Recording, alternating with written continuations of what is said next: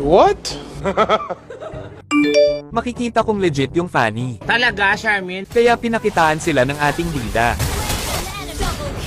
Ano? At dahil pinaslang nito ang kasapi niyang si Johed, kaya ipinaghiganti niya ito. Hindi totoo yan. 69. Obvious ba?